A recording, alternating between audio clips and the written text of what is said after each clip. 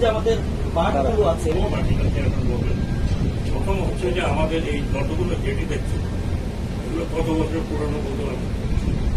এই জেটিগুলোকে আমাদেরকে সংস্কার করে নতুন করে 1962 মোস্টলি 62 তারও আগে 60-তে জেটি আমরা কিন্তু এই জেটিগুলো ব্যবহার করতে পারি। যেই জেটিগুলো আছে এটা যদি আমাদের ভাঙতে হয় নতুন করে করতে হয়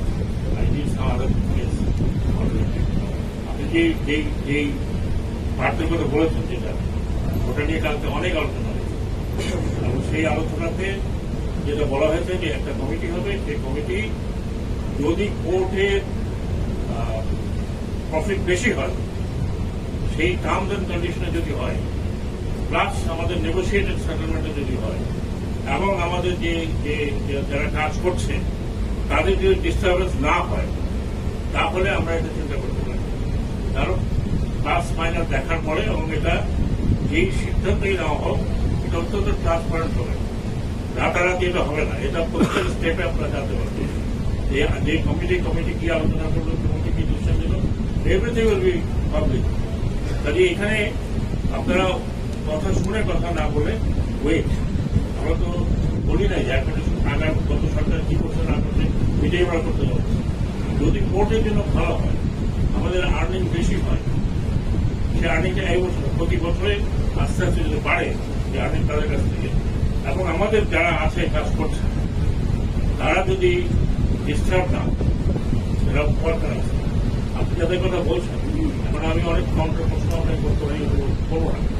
কোনো এক সময় আপনি মন্ত্রণালয় যারা এখানে করছে তারা কারা, 22 বছর থেকে যারা করতেছে তারা কারা, ইলিগালি বহু কাজ কেন হচ্ছে, তারা তো করতেছে ইলিগালি কাজ। এখন আর কিছু বলতে চাই, আপনি অন্য ওই বেটার দেন আমি কারণে নাম বলতে লোকাল হোক বিদেশি হোক পার্টিকুলার লোকের জন্য না, everything will be DPM only হবে কিন্তু গভর্নমেন্ট টু গভর্নমেন্ট মানে গ্যারান্টি G2G যেটা হবে ওইটাও আমরা ডিপিএম করতে চাই না আনলেস দ্যাট গভর্নমেন্ট চেঞ্জ।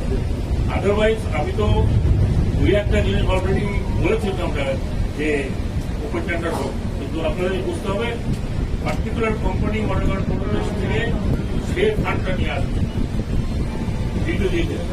সেখানে আমি অলরেডি আমার একটা নেগোসিয়েশন ঠিক করতে দিয়েছি মন্ত্রণালয়, আজকে 3-4 থেকে নেগোসিয়েট করতে হবে। ইভেন ডিপিএম এ নেগোসিয়েট করতে আমি বলেছি price has to be reduce, আর প্রাইস রিডিউস করো তাহলে লিগ আমরা আরো 2 বছর হবে। কথা হচ্ছে কতগুলো কাজ আছে G2G তে ধরেন 1 বছর থেকে পড়ে আছে, ধরেন আমি তখন তো বলি বাংলা পোর্টে তো আপনার পোর্ট নিয়ে ব্যস্ত, তো বাংলা পোর্টেরও তো আমরা একটা বড় পোর্ট সেটাকে আমাদের চালু করতে হবে। এখন সেইখানে অনেক বিষয় আছে যেখানে নতুন করে জেটি তৈরি হচ্ছে। দুটো দেশ অলরেডি আমার আগে একটা আমরা জানেন ভারত নেগোসিয়েট করতেছে, আরেকটা চায়না নিয়ে আসছে, সেটার সাথে আমাদের নেগোসিয়েট করছে। ভারতেরটা এখনো কাজ শুরু হয়নি, আমি রেগুলেশন আসবো তোমার ফার্দার আসবে। তো সবচেয়ে G2G যদি এখন ওটা বাদ দিয়ে দেয় সেটা হবে পরিষ্কার করে বলে যেটা হবে এই কোম্পানি থাকবে না, তাহলে যে কোম্পানি আবার পাবে ওপেন টেন্ডারে করতেও তো ওই দেশের কোম্পানি, ওই কোম্পানি যখন পাবে সে